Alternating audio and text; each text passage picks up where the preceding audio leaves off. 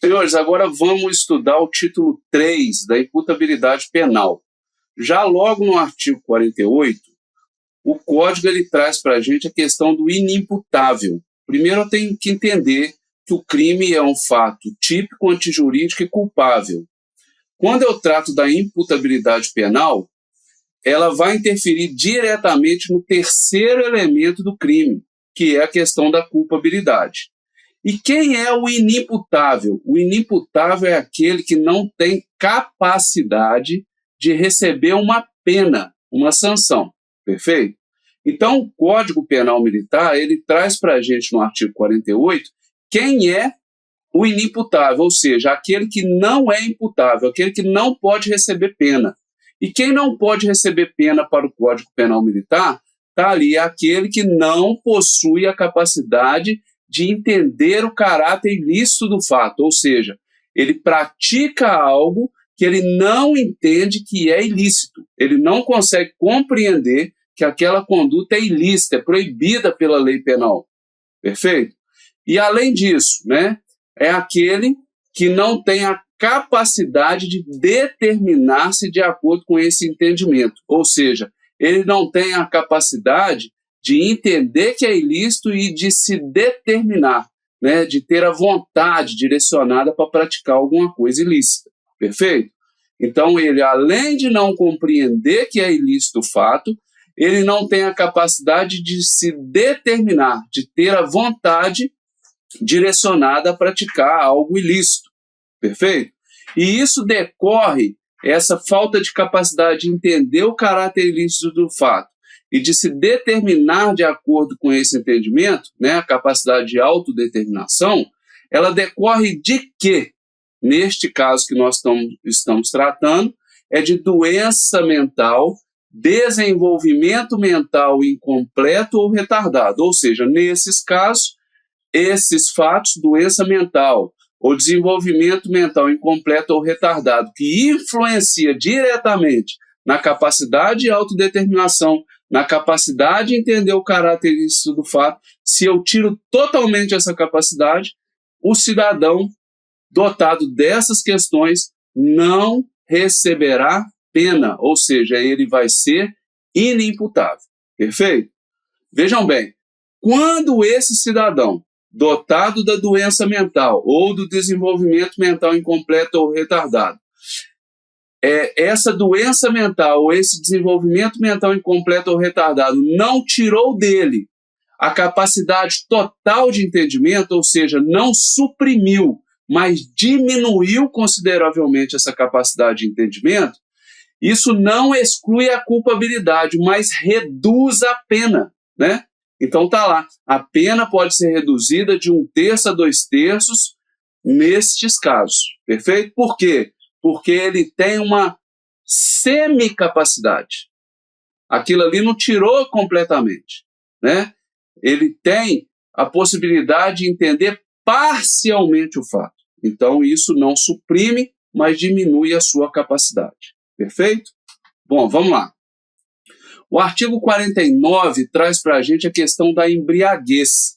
E eu tenho que ter muito claro na minha mente que embriaguez não é causada só pelo álcool, pela ingestão do álcool, né? É o álcool ou qualquer outra droga que é capaz de intoxicar o organismo humano, né? E essa intoxicação, ela leva a uma alteração no nosso comportamento, perfeito? E essa embriaguez, ela pode ser voluntária, culposa, patológica, pré-ordenada e acidental. Nós vamos tratar agora da embriaguez acidental. Então, o artigo 49 também traz como inimputável, ou seja, não é imputável, não vai receber pena, isso vai excluir a culpabilidade, né, o terceiro elemento do crime, quando o agente se embriaga de forma completa, ou seja, ele não tem capacidade nenhuma de entender que o caráter ilícito do fato, ou seja, ele não sabe que ele está praticando um fato criminoso e também retira dele a capacidade de autodeterminação. O que é essa capacidade de autodeterminação? É o entender que é ilícito e mesmo assim decidir a praticar o fato. Perfeito? Então tira esses dois entendimentos dele. Essa embriaguez que nós estamos tratando aqui, que é a completa, proveniente de caso fortuito ou força maior, ou seja, é aquela embriaguez que o agente não provocou por si só, né? É algo que aconteceu acidentalmente. Por isso que o Código retira a culpabilidade do agente nesse caso, tá? Então, quando ela é completa, ou seja, eu não tenho capacidade nenhuma de entender que aquilo que eu estou praticando é ilícito e de me determinar de acordo com esse entendimento, perfeito? Nenhuma, zero. Então, embriaguez completa. E essa embriaguez foi causada de forma acidental, ou seja, de caso fortuito ou força maior. Neste caso, é que o cidadão não é imputável. Ah, mas e se eu estiver bebendo voluntariamente num bar e fico totalmente embriagado? Nesse caso, você responde pelo crime. Por que você responde? Porque quem iniciou de forma voluntária responde pelo final. Porque você quis se colocar naquela situação. Você se colocou naquela situação, sabendo dos riscos. Tá certo? Bom, da mesma forma que lá no artigo 48, o parágrafo único fala em redução da pena e não exclusão da culpabilidade, quando o indivíduo tem uma capacidade diminuída, mas ainda tem. Ou seja, não suprimiu a capacidade dele de entender o caráter ilícito do fato, isso mesmo na embriaguez acidental. Essa embriaguez que nós estamos tratando é aquela proveniente, caso fortuito ou força maior. Ele não tinha total entendimento, mas tinha um entendimento, por mais razoável que for. Então, não tirou dele a capacidade, não suprimiu, mas diminuiu, ok? Então, é uma semi-imputabilidade, responde com redução da pena.